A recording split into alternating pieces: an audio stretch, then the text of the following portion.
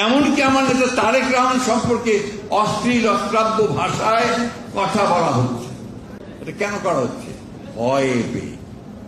তারা ভয় পেয়েছে যে তারেক রহমান তো জাতীয় নেতা হিসেবে ও অলরেডি প্রতিষ্ঠিত হয়ে গেছেন, সুতরাং তিনি যদি ফিরে আসেন তাহলে তারা যাবে কোথায়? আমি এটুকু আশ্বাস দিতে পারি তাদেরকে যে তারা সঠিক জায়গায় থাকবে। প্রিয় বন্ধুগণ, এই কথাগুলো আমাদের মাথায় রাখতে হবে। আমাদের সংগ্রাম শেষ হয়ে যায়নি। আমাদের যে শত্রু চতুর্দিকে, আমাদের শত্রু মানে কি? গণতন্ত্রের শত্রু, বিএনপির শত্রু না, আমার রাখবেন। BNP is democracy, BNP is freedom, BNP হচ্ছে উন্নয়ন, ডেভেলপমেন্ট। এই কথা মাথায় রাখবেন। আমরাই করেছি, এটা আমরাই করবো এবং ভবিষ্যতে আমরাই বাংলাদেশকে একেবারে উন্নয়নের চরমে নিয়ে যাব। আপনারা নেবেন, ইয়াং জেনারেশন।